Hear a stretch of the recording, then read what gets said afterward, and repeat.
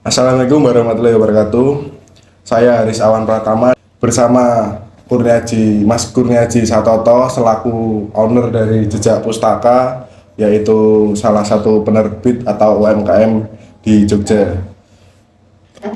Menuju langsung aja ya Mas ini Mas Ya, ke siap. pertanyaan yang pertama. Oh, Awalnya gimana sih Mas Jejak Pustaka ini? Kenapa kok ngambil namanya Jejak Pustaka? Jejak Pustaka itu kan awal mulanya memang dari sebuah komunitas sebelumnya itu, komunitas Jejak Imaji. Yeah. Ya. Di tahun 2017 kita berkeinginan memiliki lini usaha. Ya udah dari Jejak Imaji, kemudian kita kembangkan jadi Jejak Pustaka karena memang konsentrasinya di sebuah penerbitan buku kayak gitu. Nah sebelumnya itu Jejak Imaji itu apa Mas sebenarnya? Jejak Imaji itu sebuah komunitas sastra. Kalau dulu bermukimnya di Kota Gede, Ya. tapi kalau sekarang di wilayah Wirokerten, daerah Banguntapan. Banguntapan, daerah Bantul berarti maksudnya. Oke. Sana. Awalnya berarti dari sebuah komunitas sastra, lalu menuju apa ya? Dikembangkan lagi menuju ke yang apa ya? Lebih serius lagi gitu ya Mas. Ya, dari komunitas sastra, kemudian ada lini usahanya, salah satunya itu Jejak Pustaka ini, Yeah. kayak gitu di penerbitan buku kita fokusnya itu. Nah itu berdirinya tahun berapa sih Mas? Kalau Jejak Pustaka sendiri berdiri tahun 2017. Ya. Cuma di awal-awal kita belum terlalu serius, hanya menggarap naskah-naskah ketika masuk aja kayak gitu. Kemudian di tahun 2020 kita mulai serius kayak gitu, mulai berkantor, Yeah. kemudian mulai merekrutmen teman-teman gitu, tim.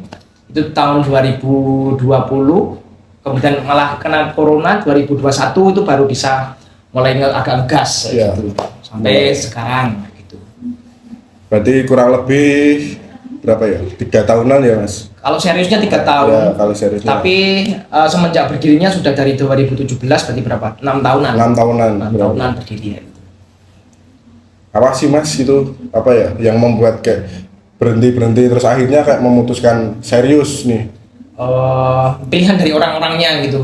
Ketika di tahun 2019-an itu kan kami baru selesai studi ya gitu, di teman saya juga selesai studi pasca sarjana, saya juga selesai ya gitu. Ya. Kemudian dari beberapa pertimbangan sebelum ini kan kami juga membuat beberapa pergerakan kayak gitu. Dari beberapa percobaan-percobaan itu yang memang yang pertama memang profitnya itu lebih jelas, kemudian penguasaan modalnya gitu, baik pengetahuan cara mendesain, kemudian layout, kemudian mengedit itu lebih pada penerbitan buku. Jadi karena itu yang kami rasa paling kami kuasai, hanya itu penerbitan buku aja deh kayak gitu, yang membuat kami ya yakin ya gitu. Berarti waktu 2017 itu tuh masih sumber dayanya masih ini ya, masih pada kuliah. Masih ada gitu. kuliah pada saat itu 2017, selesai kuliah, baru aja selesai kuliah. Oh, baru selesai kuliah Ya. terus memutuskan punyanya. Misal ada yang keluar kerja sendiri terus mencar-mencar gitu ya, Mas. Mencar-mencar karena Ya. yang membangun ini kan kemudian ada saya dan Mas Ari, ada Ya, berdua kan. ya. Kemudian menyusul teman-teman yang lain kayak gitu. Karena ya 2019 itu saya selesai, saya sama Ari, kemudian ya udah kita mulai lagi gitu.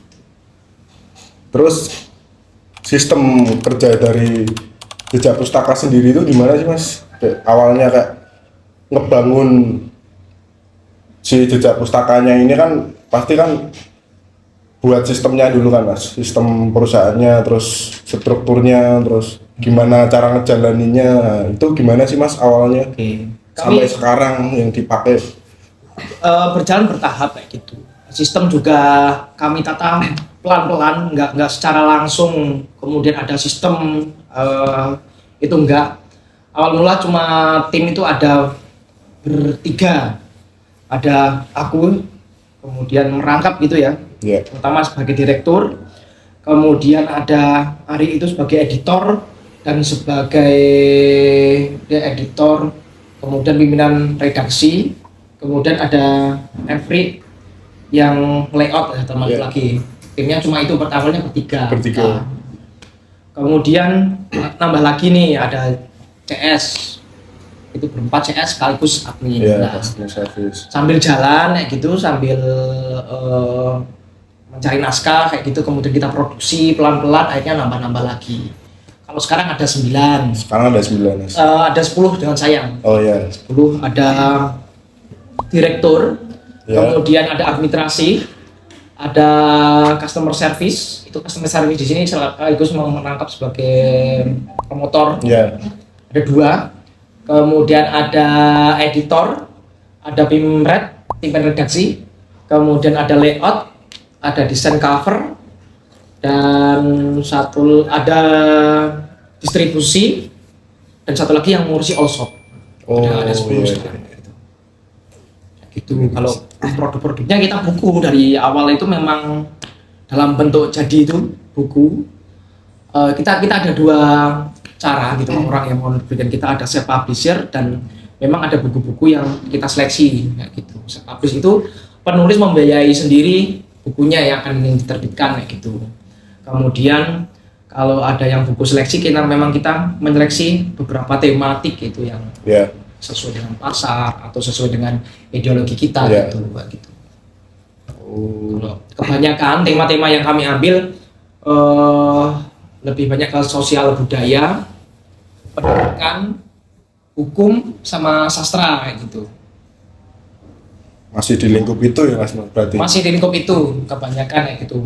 Yang paling banyak itu memang buku pendidikan, terutama pendidikan tinggi ya. Iya. Itu paling banyak di tempat kami itu kayak gitu. Ini jam hari kerjanya dari Hari kerja Senin sampai Jumat, kemudian jam kerjanya itu dari pukul 8.30 sampai dengan 16.00 itu Senin sampai Jumat setiap harinya. Kalau tanggal merah kita libur. Iya. Saya juga libur, Mas. Libur. Kalau enggak libur ya. Diprotes nanti kalau nggak libur. Terus apa ya ini? Jam kerja. Produknya berarti langsung bentuk buku ya, Mas? Buku dan jasa. Buku dan jasa. Ada jasa misalkan jasa layout, Ya. kemudian jasa membuatkan HKI, kadang-kadang kayak itu cover, desain, kemudian edit, dan ada konversi. Kita juga mengonversi beberapa naskah gitu. Konversi itu mengalihwanakan dari teks-teks yang karya tulis ilmiah itu supaya menjadi karya tulis yang sifatnya umum kayak gitu. Oh, Juga ada kayak jasa-jasa itu. Menerjemah juga ya berarti. Parafrase istilahnya, memparafrasekan lagi, menulis ulang kembali ya gitu, dari hasil-hasil karya ilmiah yang sebelumnya sifatnya kaku gitu menjadi buku yang sifatnya lebih umum dan lebih enak dibaca kayak gitu kan. Oh. Yang khusus itu juga ada layanan jasa itu juga itu. Banyak juga ya berarti, Mas. Jasa melayani jasanya kayak. Tetapi memang kita banyak sekarang menggarap naskah sendiri sih, nggak terlalu sempat. Dulu awal-awal semacam itu, apa diterima. Cuma sekarang lebih selektif gitu, mengutamakan punya sendiri. Karena itu. Selama ini sudah ada mungkin 1.100 naskah yang terbitkan gitu, dan bisa dicek di beberapa toko digital gitu seperti Gramedia, Shopee itu juga ada gitu. Berarti kalau itu mau pakai jasanya Jejak Pustaka itu langsung di e-commerce atau gimana, Mas? Datang ke sini Jasa ke kantornya, bisa ke website kami di bisa ke website berarti jejakpustaka.com, jejakpustaka.com. bisa. Ya. Atau menghubungi melalui Instagram juga bisa gitu, di kalau DM. DM juga bisa kayak gitu. Nah, visi misi perusahaannya itu gimana sih, Mas? Kalau visi misinya gitu, Jejak Pustakanya sendiri ya. Jejak Pustaka sendiri inginnya sih menciptakan masyarakat yang lebih bermartabat dan berbudaya melalui buku kayak gitu.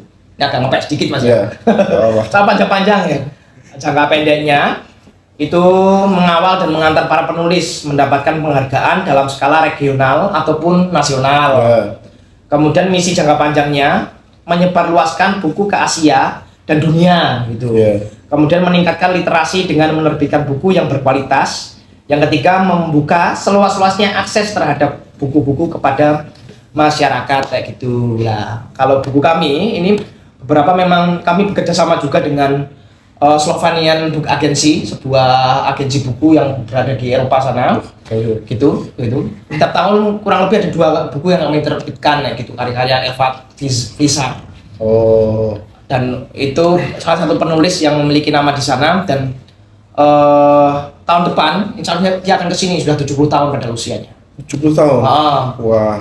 Kemudian beberapa waktu lalu juga kami mengikuti pengadaan buku yang ada di Amerika kayak gitu. Jadi kami juga mempromosikan buku-buku Indonesia kayak gitu ke sana, ke Amerika, dan apa ya, secara gratis gitu. Buku juga dapat diakses di Epusnas karena banyak buku dari kami sudah ada di Epusnas itu melalui pengadaan yang dilakukan oleh Epusnas. Ya. Jaringannya berarti udah jauh lah Mas. Jaringannya jauh, ada yang di Indonesia lokal ataupun beberapa di internasional gitu. Oh, gitu. Tuh ngawali nyari jaringannya itu gimana Mas? Memulai Jaringan koneksi gitu. Untuk apa ya? Beberapa itu memang pihak sana yang kemudian mencari gitu penerbit yang memang sesuai dengan kategori mereka gitu. Kalau dari Slovenian Book Agency, kemudian kami kerjasama. Saling berkomunikasi dulu awalnya melalui website, kemudian ada beberapa klausul-klausul yang kita baca, kita pelajari, terus ya udah gitu kita komunikasi lagi melalui email dan melalui penulis juga. Ada yang melalui penulis dan publish langsung itu juga. Kalau yang buku yang Amerika itu memang di sini ada agennya. Dan kebetulan memang dekat. Oh gitu. Relasi pertemanan lah gitu. Itu juga penting. Penting sih relasi pertemanan. Kalau yang lainnya memang faktor-faktor pendukung, misalkan ke Gramedia, ke Asramaya, ada beberapa platform yang memang dia memerlukan dokumen-dokumen yang lengkap gitu. Jadi legal formal itu sangat penting gitu untuk supaya kita aksesnya atau geraknya supaya lebih luas. Terus apa sih Mas, apa ya, misi yang ingin dicapai ke depannya? Ya intinya sih ini, kalau jangka pendeknya ya pengawal dan mengantar para penulis mendapatkan penghargaan tadi itu. Kalau yang jangka panjangnya banyak, yang perluaskan buku ke Asia gitu. Kemudian meningkatkan literasi dengan menerbitkan buku yang berkualitas kayak gitu. Kemudian membuka seluas-luasnya akses terhadap buku terhadap masyarakat luas. Ada spot baca itu juga yang gratis itu. Ada itu. Rumah baca gitu. Rumah baca, dan kemudian ada beberapa buku yang melalui donasi juga kami berikan ke beberapa perpustakaan daerah itu, bukan milik pemerintah tapi milik yang dikelola swasta gitu. Misalkan di Papua gitu kami beberapa kali juga bekerjasama dengan sana. Dan daerah-daerah terpencil lainnya kayak gitu. Kalau ya perluasan bukunya, kemudian gagasannya, kalau secara bisnis ya di toko-toko yang fisik ataupun toko-toko online gitu juga sudah tersebar gitu. Terus ini kan sekarang kan Mas, kayak apa-apa itu digital serta teknologi lah. Tuh pada beralih, dan aku lihat juga tuh Mas. Orang baca buku tuh sekarang udah lewat HP Mas. Nah itu ngaruh nggak sih Mas buat penerbit seperti Jejak Pustaka itu? Nah, ini kita masih mengalami di 2 gelombang segmen pembaca gitu. Pembaca yang mungkin kelahiran 80-an atau ke atasnya gitu, 50 atau 60 kayak gitu. Dia masih terbiasa dengan buku-buku yang cetak. Kemudian kalau memang generasi yang lagi trending sekarang, kata-kata milenial gitu kan, itu memang sudah mulai ke buku-buku yang digital gitu. E-book ya Mas? E-book. Dan mungkin beberapa tahun ke belakang sudah akan banyak yang ke buku digital. Karena memang secara penjualan juga buku digital itu lebih ini kalau sekarang ya. Karena cara mendapatkannya juga lebih mudah, biaya pengiriman juga tidak ada kayak gitu. Karena keterbiasaan membaca gitu. Yang paling signifikan itu perubahan dari pandemi. Dari pandemi itu transformasinya sampai sekarang itu ke buku digital kebanyakan. Cuma buku cetak juga masih banyak gitu, masih banyak yang minat gitu. Pesan juga masih banyak gitu. Jadi sekarang itu masih seimbang kayak gitu antara buku cetak dan buku digital kayak gitu. atau mungkin sampai beberapa tahun belakang buku cetak itu kayaknya eksistensinya juga masih Iya. ada gitu, karena gimana ya, yang masih banyak orang yang keterbiasaannya dengan buku Buku cetak gitu. apa ya Itu mas? sih Esensinya lebih dapat gitu loh mas. esensinya Kayak gitu. fisik, megang fisik tuh kayak Ah, ibaratnya wah ki nggak cuma di digital kan kayak ya udah cuma baca doang kan mas, tapi kalau dapat baca bukunya langsung, fisiknya langsung tuh kayak beda lah ya. feel-nya juga. Terus Dan ada sisi collectible. ya Kalau buku itu kan collectible lebih beberapa suka mengkoleksi buku-bukunya di Ya. dinding yang gitu loh. Kebiasaan-kebiasaan itu yang mungkin masih ya, membawa buku fisik memang perlu ada salah Ya. satunya ya kalau secara ini. Kayak gitu sih. Kalau buku digital memang biasanya distorsinya lebih banyak karena dia di handphone kayak gitu kan, masalah jaringan, masalah Ya. lain sebagainya gitu. Kemudian keamanan juga lah, itu yang kalau dari pihak penerbitan buku ya, ya. keamanan juga kadang-kadang masih bisa dibobol kayak gitu di beberapa aplikasi. Oh iya sih itu rentan banget ya mas. Rentan, masih rentan. Rentan. Kalau Gitu sih. buku apa fisik tuh lebih susah ya maksudnya bisa aja tapi kan tetap effortnya lebih gede itu mas kalau mau ngebaca atau Oh. apa. Ya sama-sama Iya sih. sama-sama riskannya. Sama riskan, tapi kan- Nah, gitu. Penyebar luasannya mungkin masih terbatas gitu Iya. ya, nggak bisa keluar kemana-mana, siapapun dapat mendownload kayak gitu sih sistem. Terus apa ya? Nah, ini ada sedikit fenomena sih mas sebenarnya. Oh, iya. Kalau di Indonesia sendiri kan identik kayak udah jadi apa ya stigma kayak minim literasi. Nah itu menurut pandangan mas tuh gimana? Kalau di Indonesia, kalau literasi mungkin ya memang budaya baca itu ya nggak terlalu membumi mungkin Iya. di kita gitu ya, berbeda dengan di Eropa gitu keterbiasaan itu. Kemudian ditambah lagi sekarang itu distorsinya adalah media gitu, segala informasi kan lebih enak, lebih enak nenggon YouTube Iya. kayak apa gitu ya. Kalau kaitannya dengan buku gitu Iya. ya. Transformasi dan tantangan itu dengan konten-konten receh kayak gitu, karena candu kayak Iya. gitu kan, candu. Iya, benar. Kita ngelihat HP apa scroll, tantangannya seperti itu. Kalau terkait dengan literasi sendiri memang dari dulu, bahkan di jurusan yang basicnya sastra pun ketika kuliah gitu ya nggak semuanya tahu tentang sastra atau tahu tentang literasi itu Iya. pentingnya gitu, pengetahuan kayak gitu sih lah. Ya budaya tulis itu kan jauh lebih dulu di Eropa daripada di Indonesia itu kan. Ya akarnya dari sana. Sementara kalau kita itu lebih biasa dengan budaya lisan gitu. Jadi distribusi pengetahuan gitu di era-era dulu itu lebih banyak kepada tembang-tembang, mau coba Ya, kayak gitu. Nah, gitu, itu lewat. kebiasaannya semacam itu. Ada literasi tetapi berbeda medium aja kayak gitu. Kalau kaitannya literasi adalah buku ya memang enggak gitu, karena kita kebiasaannya memang budaya lisan Iya. daripada budaya tulis Iya. kayak gitu, semacam itu. Kalau hari ini ya itu tantangannya memang lebih kepada media hari ini ya, kayak media sosial dan sebagainya.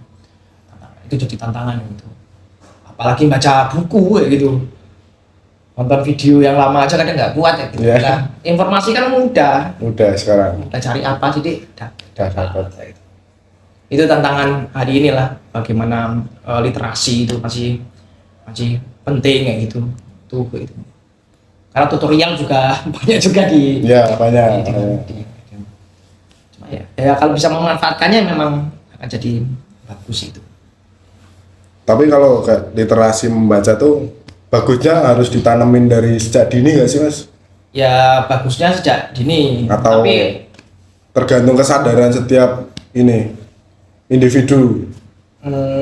kalau orang tua yang hari ini mas ya, maksudnya yang generasi hari ini itu, karena kan mungkin orang tuanya lebih berpengalaman, banyak yang sudah berpendidikan Iya, ya, iya. itu mulai sadar dari kecil sudah diikutkan kelas menulis. Iya. Itu banyak itu, karena kami juga mengampu gitu, kita kerjasama dengan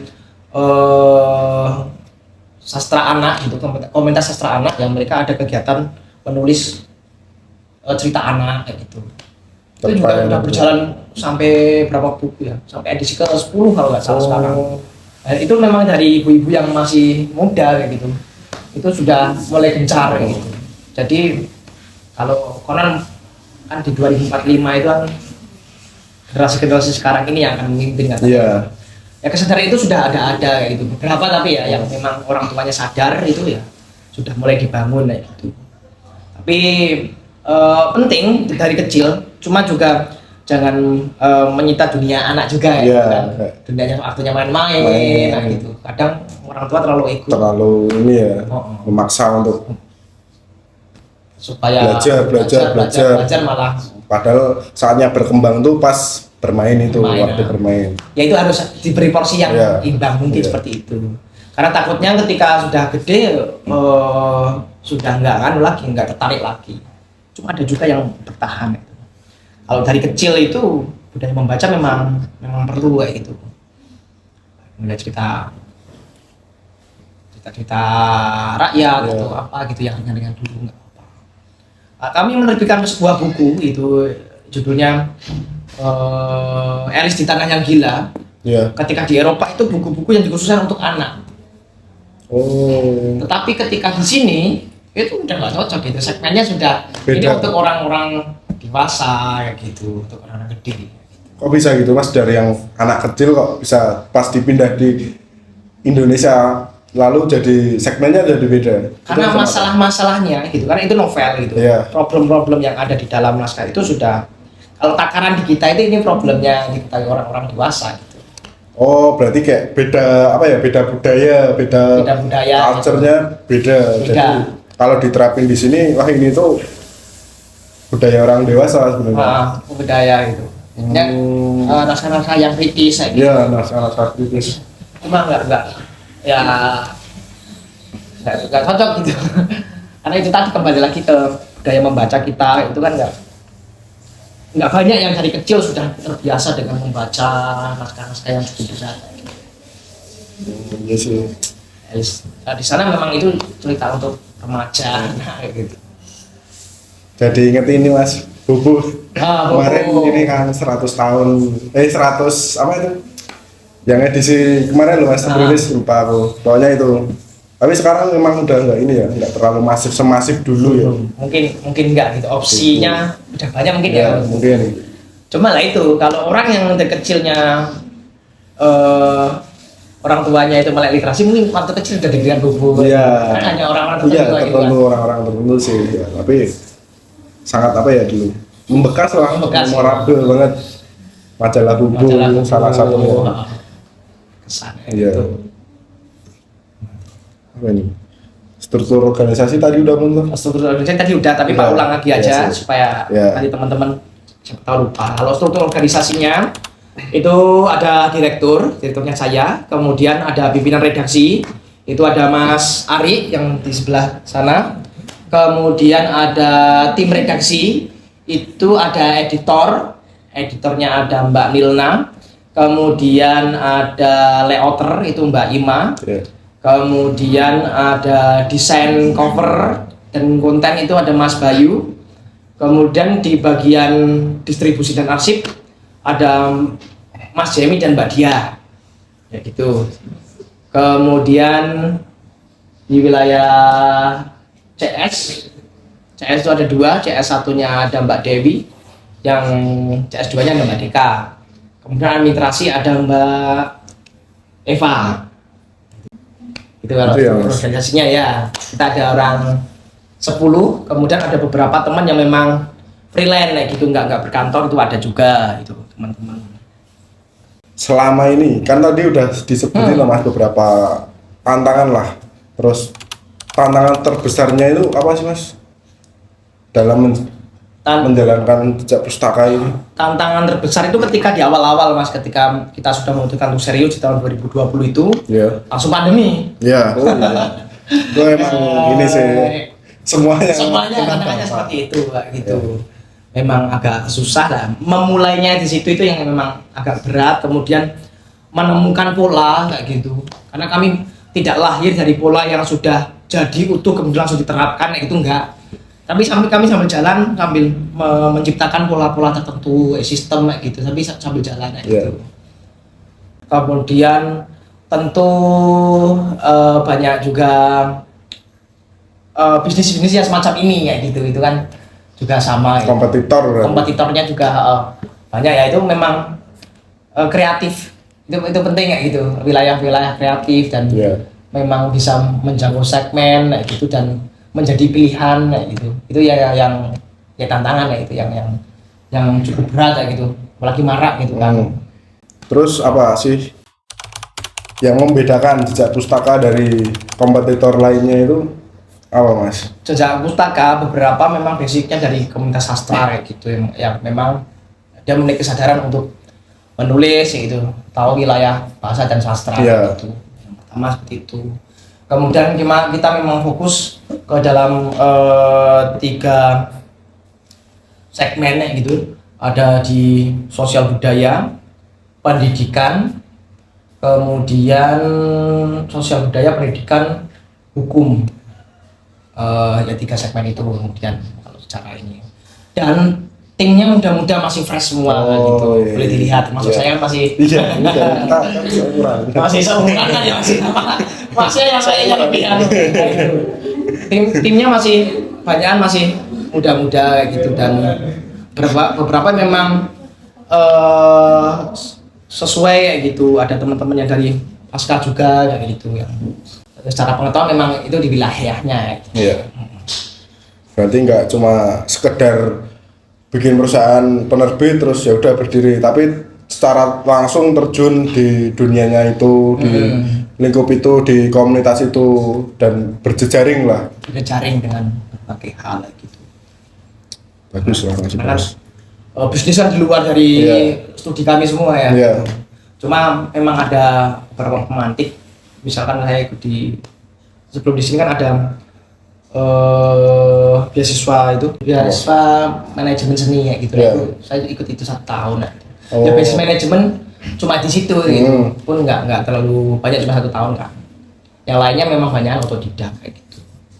Kalau secara ini ya linear studinya gitu kan nggak terlalu ini. Iya sih. Jalan tambal sulam lah, sambil Iya, jalan iya. sambil belajar kayak gitu.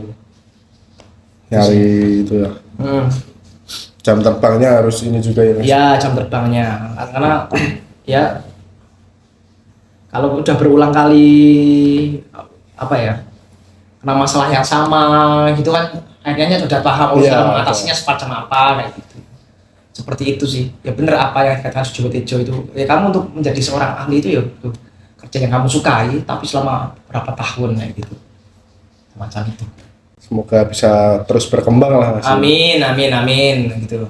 Sepertinya ya cukup sekian ya, Mas, kayaknya pertanyaannya. Terima kasih udah ngasih sharing pengalamannya, ngasih cerita-cerita inspiratif tentang Jejak Pustaka, bangunnya gimana.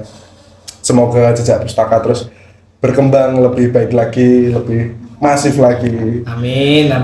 Biar apa ya, industri literasi di Indonesia itu meningkat. Amin. Gitu. Ya sekian, Mas, matur suwun. Terima kasih juga untuk teman-teman Ya. yang sudah berkenan ke sini ya. Siap. Ini